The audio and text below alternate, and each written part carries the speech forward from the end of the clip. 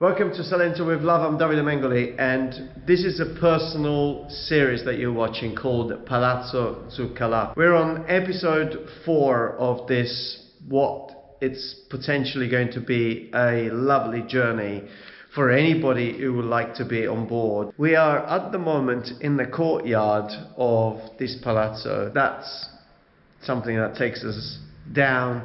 We will probably get there. Do you remember where we left it off? Beautiful details, even from the Murano chandelier that was left here, a trace of a family that was very wealthy.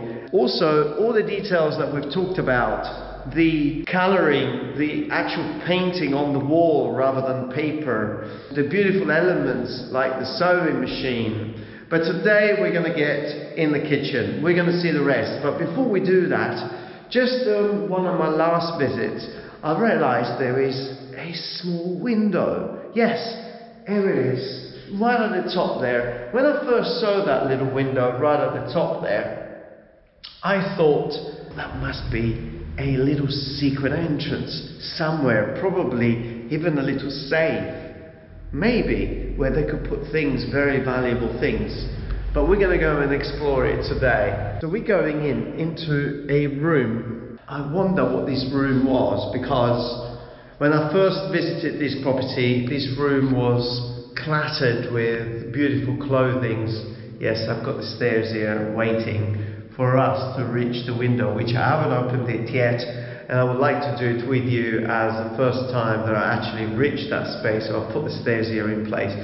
And yeah, it was full of clothing. It was incredible. I couldn't even access the kitchen area because of the amount of things that were in here. Again, I was particularly taken by the beautiful cementina, and I always find it quite interesting when I come across cementina floor like this that have this very geometrical forms with the double colors, always a little bit earlier than the ones that was done in the 1930s and 40s. They became very rich with patterns and colors and flowers.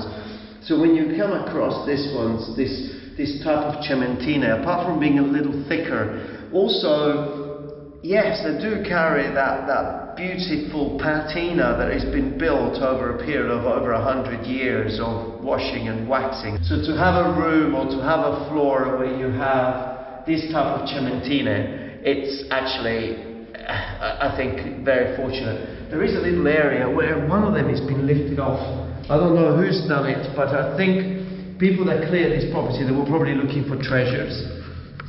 And in the process of doing that, that's my theory, they've actually damaged, and they must have lifted these off probably because a metal detector told them that there was metal underneath. Little did they know probably that there was a basement with a lot of steel and a lot of metal going across, and that was probably what was setting the detector off. But in the process of doing that, they've broken a beautiful cementina. First of all, look at the soil. We've got a nice spider under there doing his own thing. But the thickness of the cementina, and this is a layer of the way it was built with soil and cement, and then the very, very thin layer over the top was actually almost like a marble dust where the colour was going in. We're going to go and check the window out now. Let's climb up the stairs. This is so exciting. For the first time I'm sharing this little window with the world. Why would I have a small window like this in this room? It's interesting. I find it quite amazing, really. So should we open it? Let's see. Now this probably hasn't been open for a long time. It's very hard. Are you ready? It's exciting. Oh my God. Look at this. Fantastic. Look where we are.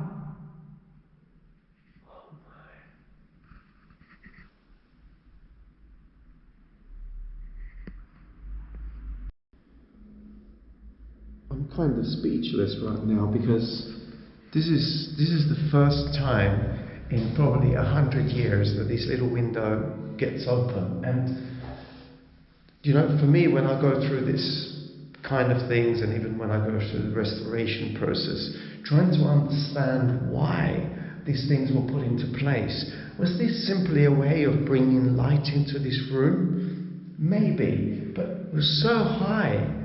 Was this a way of getting up and talk or check on what was happening on the next room? Because this palazzi went through so many changes. This particular room has access to the basement, which was then covered with that beautiful piece of furniture that you see there on the corner. So was this a way to check?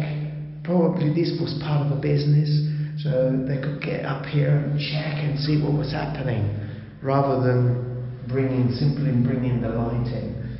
And look at also details like this metal part there, holding the building together. And look at this fantastic vaulted ceiling.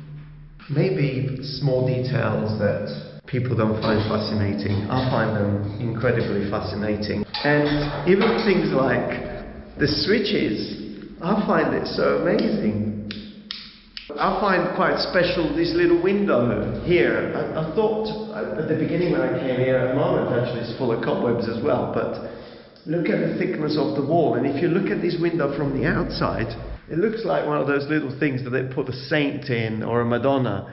But no, it's a cut into the wall, which is about 3 feet in width to bring light in. So that tells me that maybe that part of the building was really, really old. Also because the ceilings in this part of the building is different to the ceiling that we have in the different parts of the house. Here we've got the arch, which probably tells me that this part of the building, it's a bit earlier. So probably this strip of the building was different to what it became after.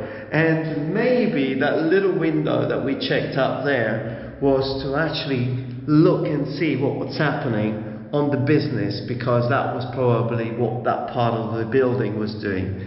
As we're going through here, we are stepping into a kitchen, but at the moment we look at this kitchen and it's very empty. Do you want to see what a real kitchen looks like?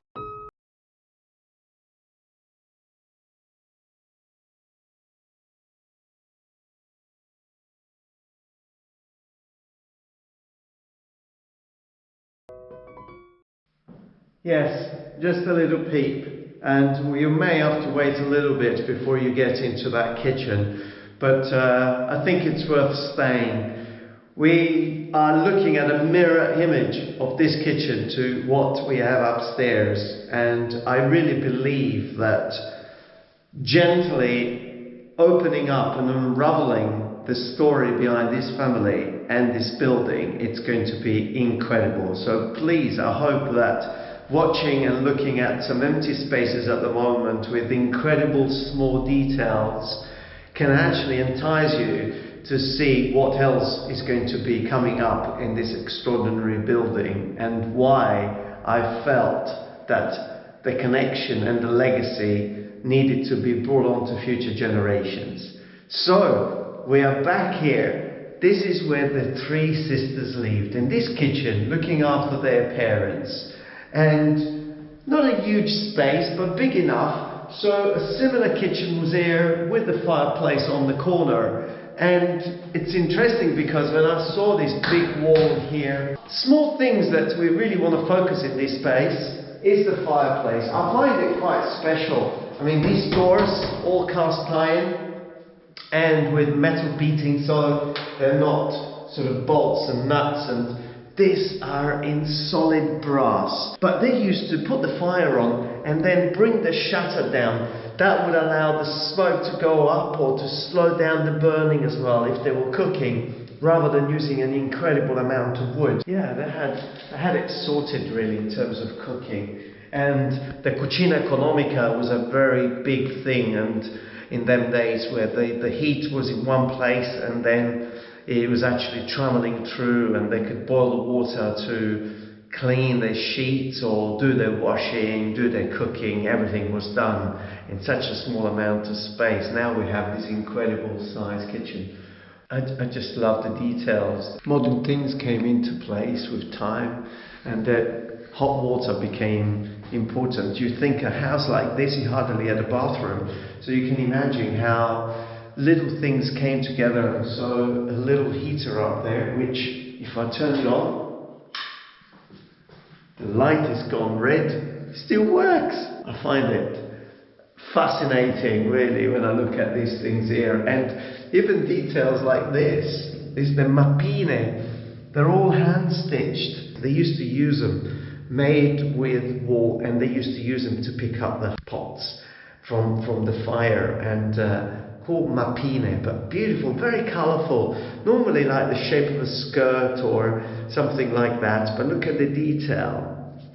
They're all cross-stitched, and I've got a wonderful collection of them. I will share it with you as time goes by, and maybe some of you will come and visit. Actually, I think probably quite a lot of you will come and visit, and so you can come and step into this palazzo as well. But once we're in here, we want to step outside, and so what a better way than a beautiful opening in the kitchen that allows us, from this door here, we've got access into the courtyard. Fantastic. So you've got access through there, and then you can be in the kitchen, and a wonderful opportunity for the ladies to come out. And somebody told me that I would like to bring on one of these videos, that the whole of the stairs, the whole of the courtyard, the whole of that roof garden up there was completely full of plants.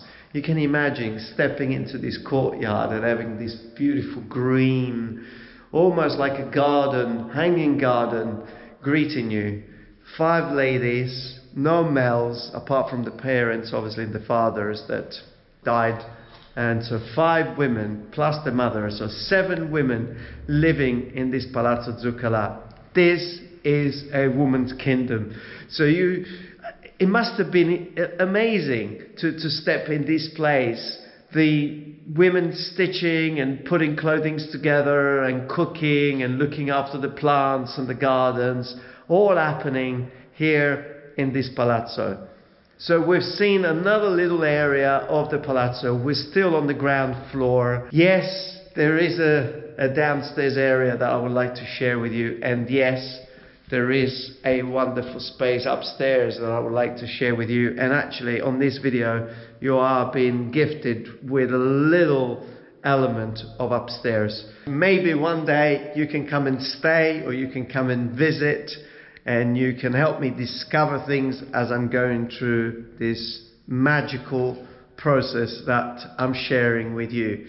Actually, this that I'm wearing, it's something that I found upstairs, and it was a beautiful piece of silk. I couldn't throw it away, and so now it's part of my poche. It's kind of magic, really. I think it's a little bit magical. Subscribe to the YouTube channel. Thank you for following. I find that you following us here in Salento is giving us a fantastic drive to do beautiful and extraordinary things. I hope we can go back to traveling around the world so you can come and visit. In the meantime, put a like, leave a comment, follow our channel, and remember, stay safe.